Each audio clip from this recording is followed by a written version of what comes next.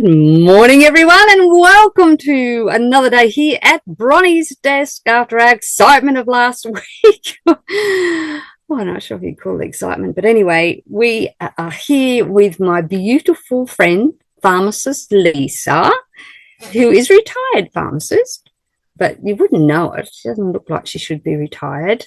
But anyway, I don't even know what she's talking about today, to be honest. So let's get into this because I'm a bit flustered after last week and I've had excitement through the week. So Lisa, with no further ado, my darling, I'm handing it over to you and thank you for coming and being my guest today. Well, thank you for this opportunity to discuss some of my favorite topics related to health. And I did hear from you that you wanted more product-oriented information. Is that still true? Because it sounded like you had the whole big list ready to go. Well, the subject now, for those who have listened to Lisa, she has some really great information. We love your talks, and which is really great. And because we are, certified holistic health coaches, we want to help people help themselves holistically, but we also, how I make my income is through the supplements that we have that people can take to help whatever issue it is, like fatigue or blood sugar issues or a few of the other things we've had, but everything works together. And so your talks are great. And some people have just asked me, but can you associate that with one of our products so that we know what to recommend to our clients? Does that make any sense? Yes, of course. So we don't just talk about the product per se, because your talks are great and your information is awesome. And then we just, okay, this is like, so if you maybe take an extra vitamin D or something, but don't just pick any, it's the cofactors in the supplements, it's the quality, it's where they're sourced, and they're all natural, they're not synthetic, and that's the huge difference between ours and the others out there on the market. Is ours are natural, there's no synthetic fillers in them at all. If they have fillers, it will be something that's natural, that is a cofactor that works with that particular supplement. Does that make any sense? Absolutely. There's nothing better than to represent a finely prepared and available nutrient combination and so forth that addresses various health issues. And you pretty much have the gamut available. From my standpoint, I'm really curious as to how you, in your population, I presume most of your patients are from Australia, and perhaps other worldwide possibilities, but what are the main types of problems people really have? I mentioned fatigue to you. Yes, and it is a big problem. Yeah, okay, so fatigue is not just one thing. It comes from a lot of people often don't understand that their fatigue comes from a lot of different issues, which is why we have the health evaluation to get to the root cause of their fatigue. Yeah. Well, I definitely do not want to usurp your request about, talking about certain products, but the whole idea of fatigue is, as you mentioned, quite universal, and it's caused by different things. Poor blood pressure management, perhaps, poor diet, glucose management, diabetes, metabolic issues. And what I was inspired to talk about was the nature of our mitochondria. Yes, do you get any discussions about mitochondria? Because you see, mitochondria are the energy centers of every single cell. And it amazes me that within the heart cell itself, it has like 4,000 to 5,000 mitochondria. They're not very large, but they're huge energy requirements for the heart. And if you can imagine, a reasonable heart is probably beating once per second. That's 60 beats per minute, and so many beats per hour, and so many hours per day. And we're talking about a newborn child that's probably already had thousands of beats already. And for us older folks, it's probably in the millions. But when you think of what the heart does, it's not like a battery that you recharge like your phone. You know, it continually beats no matter what. And you have to have it to circulate and allow for your own life to exist. So in that regard, mitochondria are extremely important. On top of that, mitochondria in the brain are also very important because they're in charge of, and both of these organs are responsible for making their own source of mitochondria. It's not like they go to the liver to get mitochondria, or like in the circulation, the bone marrow makes the blood cells, you know. But every cell is responsible for its own mitochondria. And in the brain, it's absolutely necessary to not only energize the brain and allow you to think, but when you understand what the brain is the master of, your sleeping patterns. And during your sleep is when we've talked about before, so much of our restoration occurs. We're not just resting. The body is violently managing new production of new cells and refurbishing cells and organs that need repair. If you've had surgery, you're recuperating from that. And a lot of that is orchestrated by the brain that tells all these different neurotransmitters and ingredients to go and do what needs to be done. Can you believe that? And that is energized by the mitochondria. Now, obviously, a good diet is really important, but mitochondria play a huge role in feeling fatigue. And I noticed you have an excellent CoQ10 product that really helps fortify mitochondria. One of the dietary stimulants or promoters of mitochondria support are from the pomegranate. As one particular thing. And then another one, believe it or not, are the berries. Both the blueberries, the raspberries, the strawberries are huge. Walnuts are big. As well as, you know, fatty fish, mackerel, herring. And, I mean, these are things that come from real food.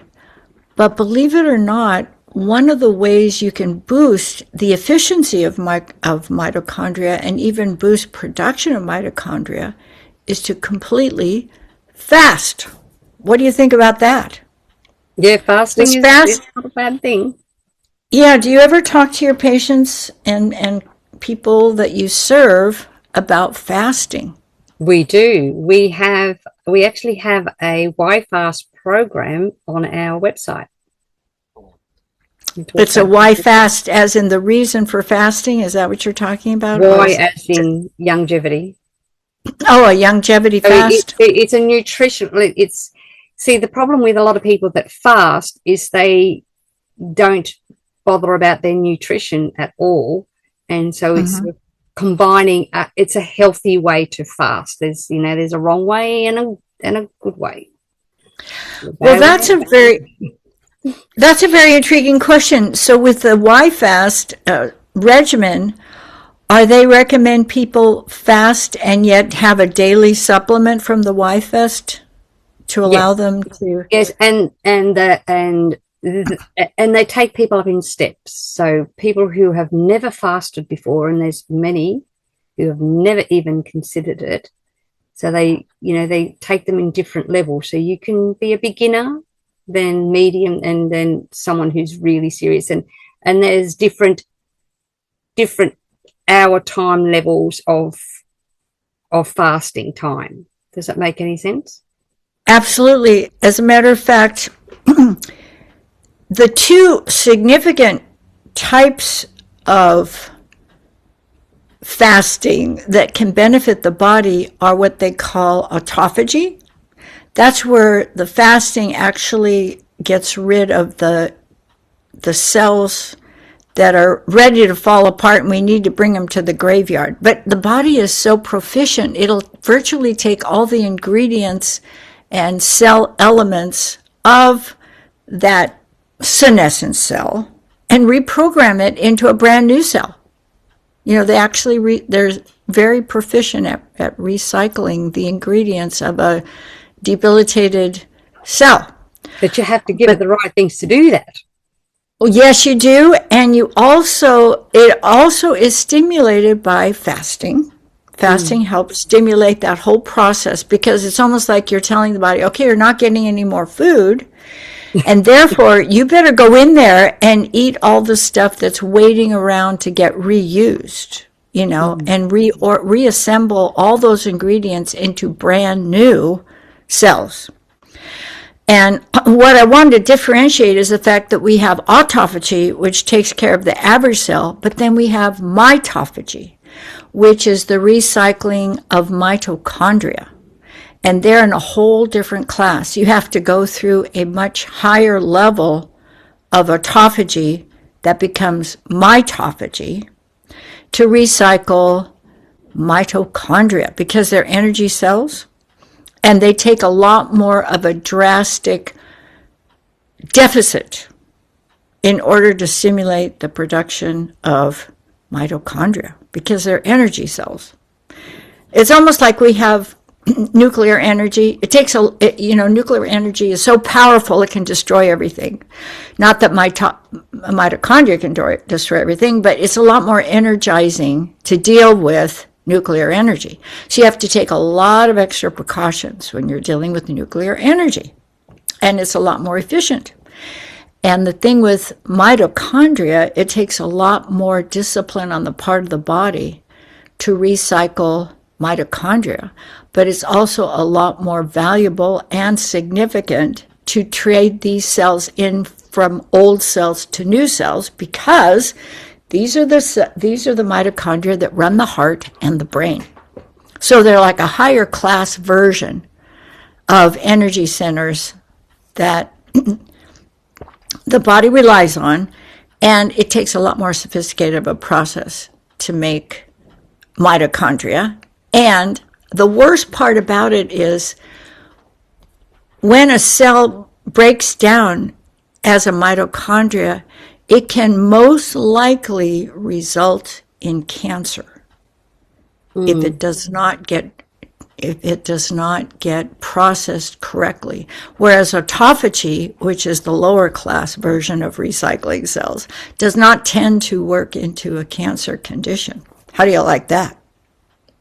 I'm not sure if I don't like that, turning it into cancer. No, and so that's why I thought we're trying to help people prevent. That's right. And there's a lot of foods that help prevent cancer, and there are a lot. As a matter of fact, pomegranate is one on the top level of that application. Pomegranates have the ability to maximally impact mitochondria and keep mitochondria healthy, and yet it's not that readily available. It's not like an apple or an apricot, right? It's a lot more selective. This is where our supplements come in, is that these ingredients, even the can't get my tongue around it. It's just another fruit that's not readily available, but it's called the queen of fruits. Starts with M. Come on, somebody help me. Anyway, it'll come to me. Yeah, do you have a supplement that focuses We we do. on pomegranate? Do you have a pomegranate supplement? I think it's in a couple of our things, but the one I was thinking of is in our in my hydration sticks. And I can't even find it right here. Oh, like the electrolyte balance sticks that help keep you Yeah. energized when you're Choreo, low? the one that's in Choreo, mangosteen. That's it. The mangosteen Mangoes? fruit. Yeah. Oh, like the mango. Is that right? No, not the Is it mango. really? Mangosteen. It is. Oh, okay. It's not mango then. Okay. No. Oh, the mangosteen fruit is. Well, they call it the queen of all fruits, but Queen Victoria Uh-huh. actually had got it in Africa or somewhere anyway. It's and used to have it transferred out. I can't remember what the country now, but they're the sort of things that longevity does is they find the ingredients from wherever they are and the best, and they certainly the quality, you cannot fault the quality, and they always, you know that it's safe, it hasn't been had pesticides or anything put on it, so they're very, very choosy where they get their ingredients from. There's no second And so best. what product is that then? The one that has the mangosteen in it. The Choreo hydration stick, which I can't find it right. It's usually right here beside my. So is that like an electrolyte supplement stick that you would use Yes, to help it is. energize yourself in the middle? That's it, right there. You put it in water and you drink it. This was the turning point of my fibromyalgia, this drink. Well, there you go. See, now you have that added bonus of information in promoting that type of a product to boost mitochondria, Yeah. right? It turned my health around big time. And then when I added the 90 for life, so the healthy body, brain, and heart pack I added, Yeah. I am healthier today in my 60s than I was in my 20s. There you go. Wonderful. I don't really have any aches and pains in my 60s. I don't suffer from massive migraines anymore, all because Sure. of this drink and the healthy body, brain, and heart pack. Okay. Well, as you can tell, they dealt with two of the important organ systems that we were talking about, the heart and the brain. And of course, the body is served primarily by the heart and the brain. And so that's a wonderful added bit of information that you can use to tell your patients how they can benefit from it because it's induplicatable. And It is. The other thing yeah, that I didn't realize until I talked to Doc Wally was the foods that were harming me. So between okay, eliminating the harmful foods and my Choreo, which I swear by, oh, I know it if I haven't got it, and yes, the 90 is, that's the foundation of my health turnaround. And yes, I add other things onto that as I see fit, or as I realize, oh, I need my eyes. I've always had bad eyes, so I need to improve that. So I've added the Octative to improve those. But I know without any doubt, with certainty, that if I get it from longevity, from my own website, mm-hmm. from our company, I know that it's safe. I'm not Yes, getting anything synthetic. right. And So what to works for see one that, may not necessarily work for another. So this is why they have so many different products that we can find what works for other people. yeah. Does it make any sense? Absolutely. And it's a wonderful source of conversation and investigating to see how well people are able to take advantage of their very own lives because they're working on 8 cylinders instead of one, perhaps, you know? Oh, it makes a difference. It does, because we need energy to do all the things that keep our body in action. That's right. Including all of our creativity and ability to care for each other, take care of our children, our yards, And our our grandchildren. everything. Right. And run after the grandchildren. And get that good exercise that we know we love, right?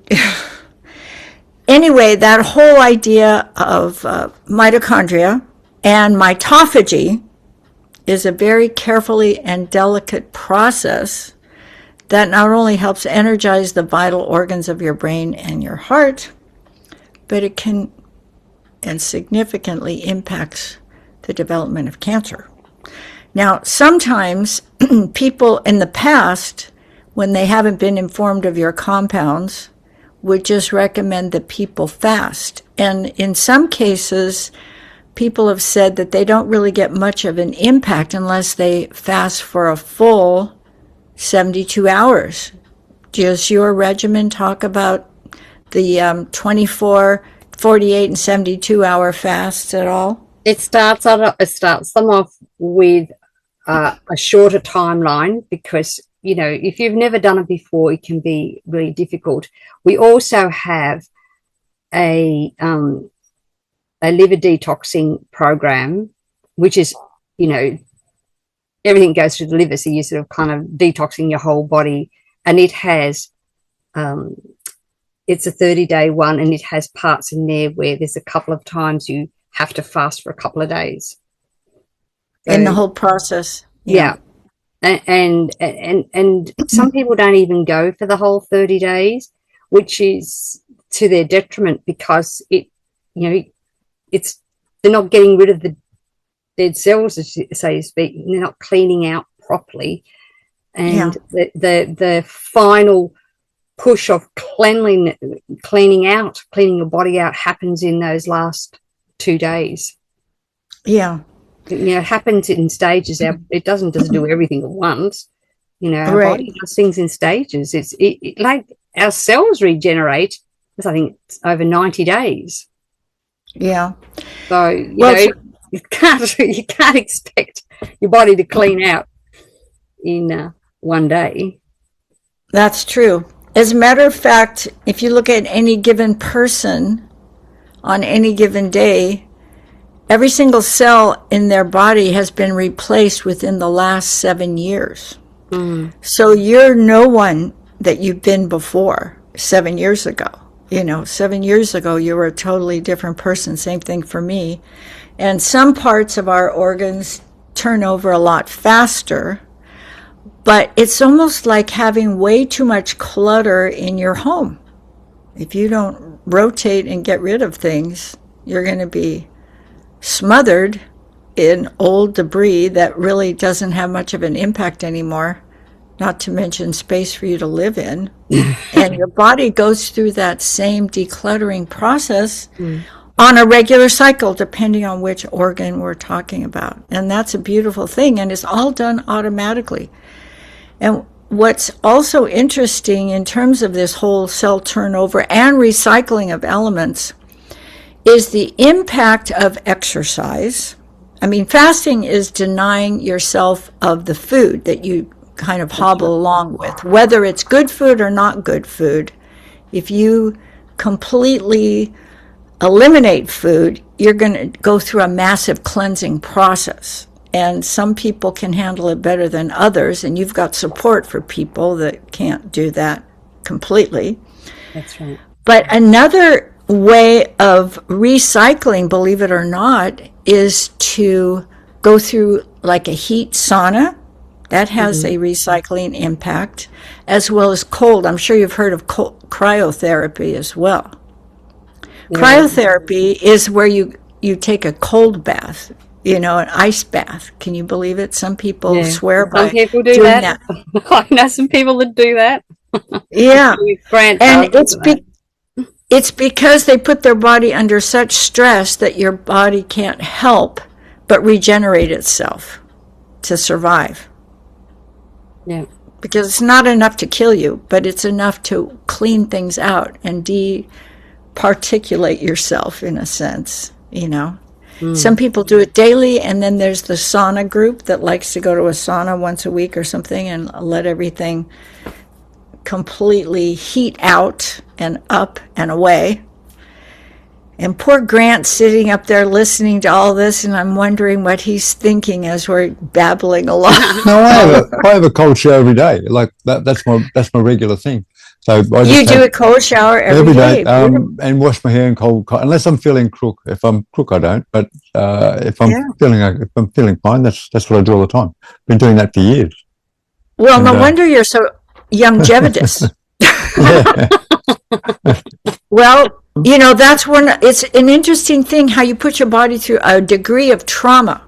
It's not like you're killing yourself, but it's a way of cleansing the body that way, you know, by either the extreme temperature of ice and cold degrees.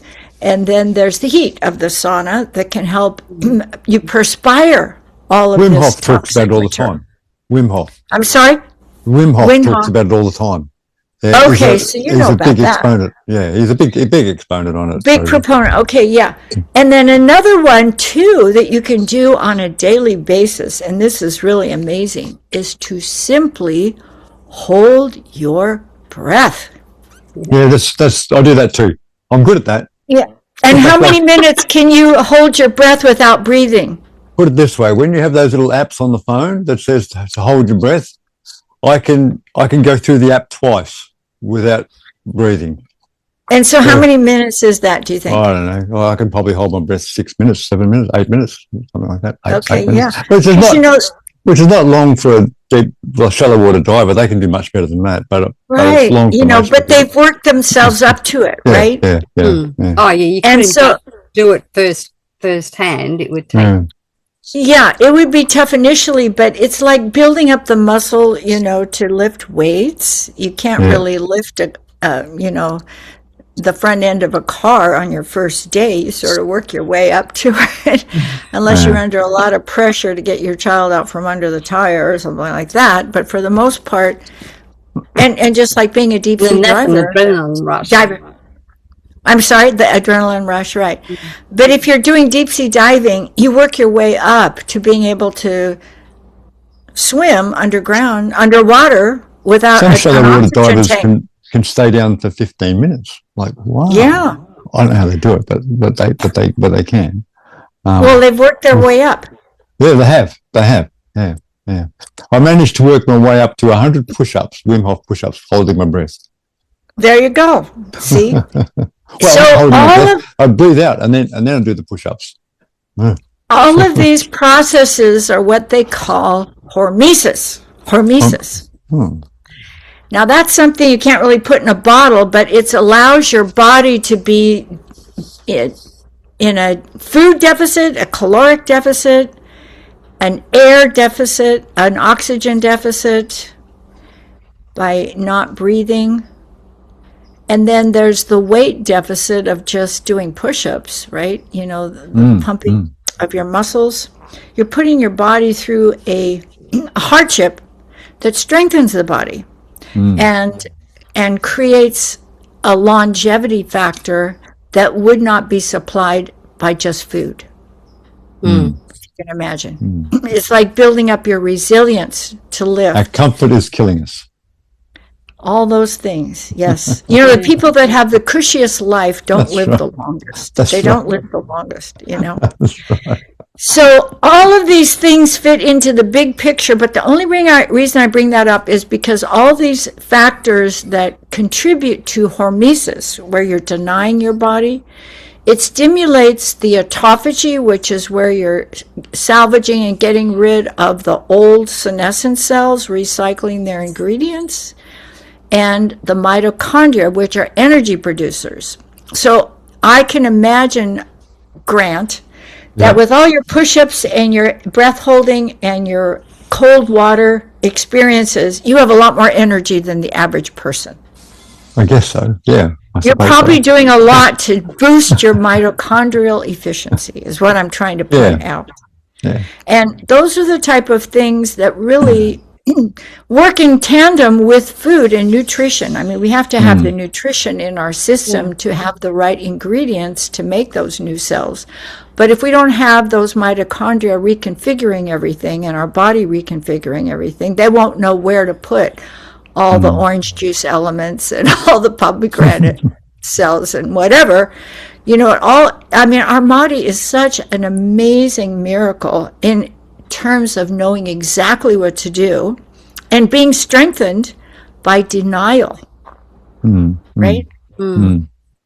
So I'm bringing that up only because it's not what we put into our body as much. That's a very important, significant factor in maintaining health and energy, but we also have to challenge our bodies. Like we never grow if we don't challenge ourselves, right? We have to go through that comfort disturbance unless we're instant adopters of new information and new talents, and we could become master concert pianists the minute we sat at the bench.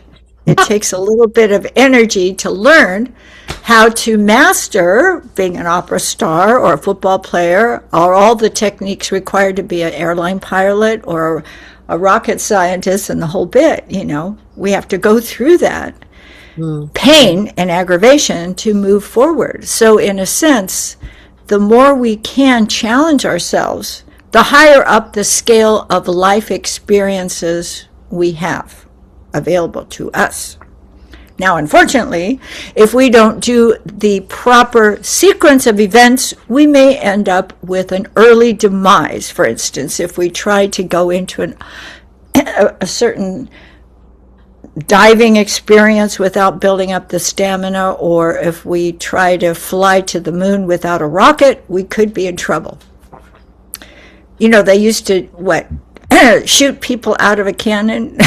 Do you remember that? Yes. They actually tried to launch people out. So that wasn't really the best vehicle. But we do have to be careful when we challenge ourselves. We have to have discretion. But it's those challenges that help us evolve into a higher version of our abilities. In other words, don't plan on the cushy life. No.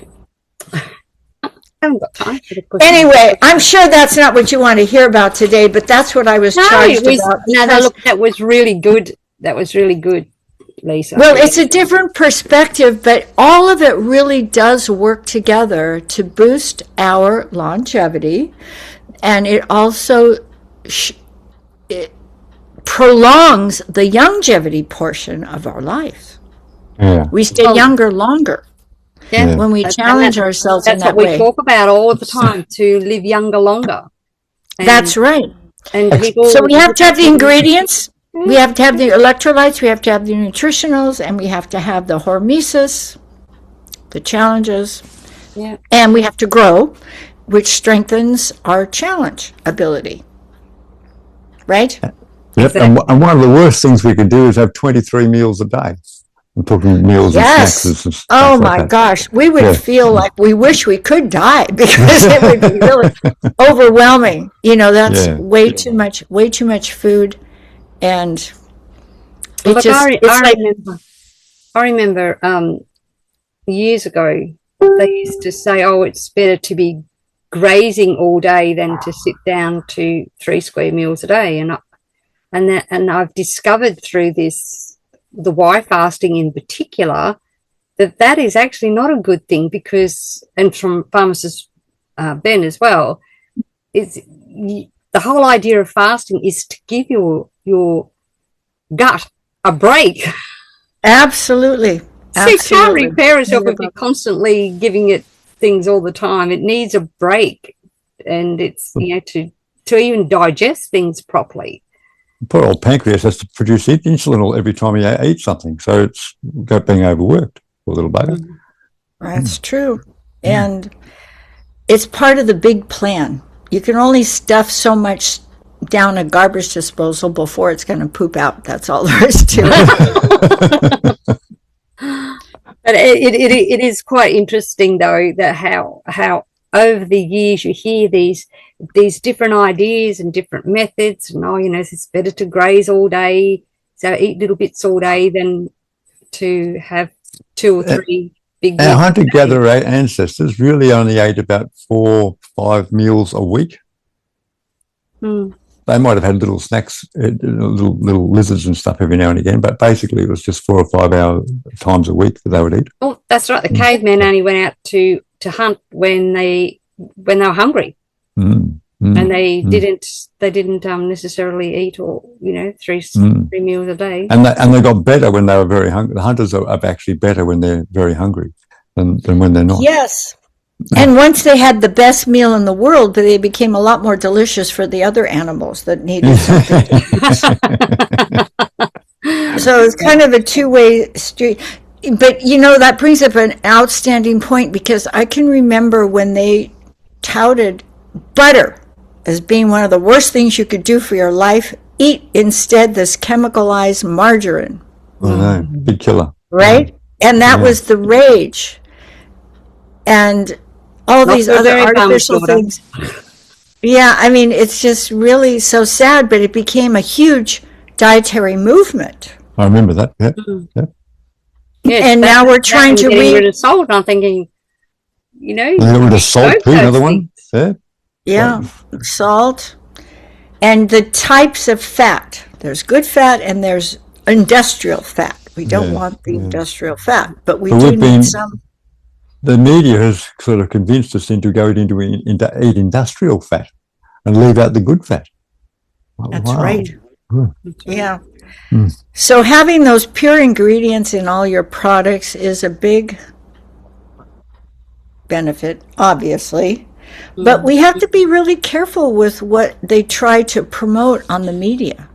We do. Because it's like a trend starts and then it gets blown way out of proportion. And then we discover that, oh my goodness, everybody's 30 to 40 pounds heavier than they were 2 years ago or 2 decades ago, however long it ends up being. But we're discovering that we're creating a lot more illness, especially when it comes to sugar and digestion. And processed foods. And longevity. The media would be the worst place to get your dietary advice from. Absolute worst Absolutely. Place. But they love to spread the word, and that's why they're in business, is to say something. So, and that's why it's so beneficial when Bronie has her own televised nutritional program that helps educate everybody. Along with her own. That's the hope, and to give people hope that there is a better way is what we're here for. Yeah, well, in a sense, we're anti-educating what people have been educated for the last 30 years, right? Correct. Or even 50 years. We encourage people to make better choices. When you look at the average overweight, and unfortunately people that come from really healthy countries, like the Asian countries and in parts of India or whatever, they'll come to our country and adopt our food habits, and then they become like balloons. Overweight. And so it's a whole mindset that we have to be aware of, and then fight the social pressure of doing certain things that aren't really in our best interest. And now they're wholeheartedly recommending not to even drink wine. When I graduated from college, everybody had to have a wine cellar, and you had to go to all these wine tastings, and you had to go to all these vineyards and become the hoity-toity, Dr. Wallach likes his red wine. So does Dr. Glidden. Oh, in moderation. In moderation. Not yes. Not by the bottle, by the glass. No, by the glass. But what we see out there isn't moderation, if you know what I mean. That's exactly right. So I mean, everything has its place, and then there are ways to just fortify your body with the right foods, but not fortify it with trans fats. Oh, and my gosh, the whole idea of French fries. I think that would be the most dangerous product out there at all. It's one of It's one of the favorite things that kids are being fed. And it's more dangerous than smoking. In my opinion, it's much more dangerous than smoking. So it's like, wow. Absolutely. Yeah. Yeah. So we're going to have a whole generation of people that are going to have a hard time changing their habits. I've brought up that French fry thing a bit, and people sort of think I'm nuts. They go, well, "How dare you say that? I love my French fries." Like, well, absolutely, we call them chips out in Australia, but I love my chips, and bloody hell, well, there is two different things. Chips are fat, and French fries are skinny. Well, yeah, but basically they're chips. So I've had the argument said to me, but they're potatoes. The potato part's all right. The potato part is not the issue. It's how they're it's the oil stuff made, how they're cooked, and they're cooked in the lowest grade oil imaginable. It's like over and over and over and over. It's not even fresh fat oil. I know. Yeah, exactly. But anyway, so we have a lot of awareness to build in terms of helping get back on the right track. Because a hard push. Yes, and French the fries social and Coke is like another. You eat a meal of French fries or chips and Coke. Bloody hell! You're right. No swearing on my show. Sorry. Yeah, I'm not a big swearer. Yeah. When I was working as a pharmacist, I'd go to these different pharmacies in Northern California, and I'd try and acclimatize myself to the staff and treat them to a treat like a cup of coffee or something at the local fast food place. But I said, you absolutely have to get something that's healthy. And they would come back with these foo-foo drinks that were like $10 a piece with all types of cream and sugar and all kinds of stuff. But it was a treat for them to have what's very terrible for their health. Yeah. But if it's full of sugar and stuff, that's not healthy either. No, it's not. And I can't believe I offered to pay for that type of thing, but I had my requirement, except that they're the one that took my credit card and they ordered everything, and I wasn't able to put my foot down. But I learned really fast that their treat is actually a minor form of suicide in a sense. It is. And I would hate to encourage that for children or young adults that are just so tired. They're so tired eating that kind of food. They don't have the energy or the enthusiasm or the interest. It's not just making them tired. It changes their attitude and their behavior. And their brain. And they wonder why kids struggle to concentrate and struggle to stay still. And when you think about all the stuff they're putting in their bodies, it's, you eliminate that and suddenly your child doesn't have ADHD anymore or all these things that they label the kids with. It can really make a difference. Yeah. Actually, Dr. Wallach talks about eliminating the junk out of the kids' food, and 80% of the ADHD problems go away. Absolutely. And then what's even worse is when they try to give them a drug to treat the ADHD, which is brought on by the ice cream and trans fats. Yeah. Let's face it, it's the drug they're wanting to push. Yeah. Well, yeah. And so that's why we have to really be diligent with all these dietary issues, energy and health, because our body is a once-in-a-lifetime experience that we have to take care of and is capable of lasting a long time.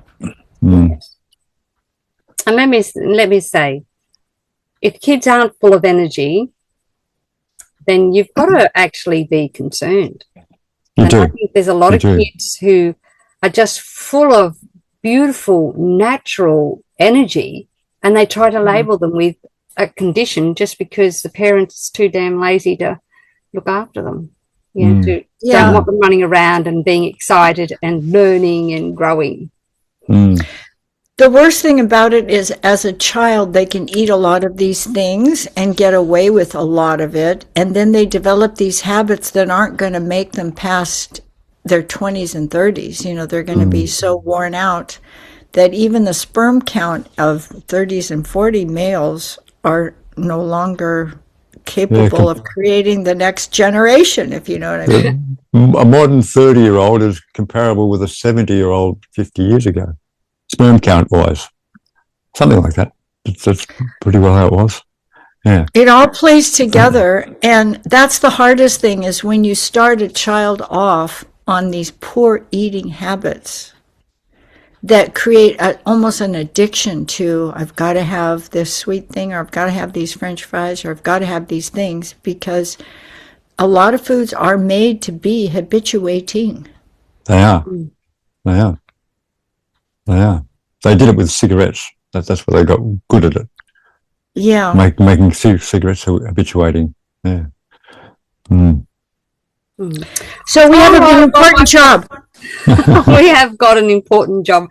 So as time has flown, as usual, we will end our call there. And as I ask you nicely here in Bronie as well, to stay safe, stay informed, be empowered, but do not live in fear, my friends. And I forgot to ask Yvonne if she had a question. Do you have a question, Yvonne, before we close out? No, thank you. It was very interesting. I was listening to everything. Oh, we know you do, and we know John does as well. Anyway, so if we do all that and help the next generation to be informed, then we will all be powerful, beautiful, brilliant, and most definitely very brave. God bless you all, and catch you again tomorrow here in Bronie's World. And thank you all for coming. Thank you, Pharmacist Lisa, for your contributing your advice today. Bronie's a little just spreading the word as you are as well. And are you meeting every single day? I do on my Facebook page, I do a daily tip.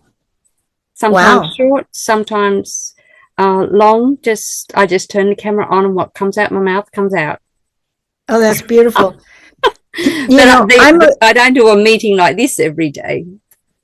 I'm a huge advocate of mindset.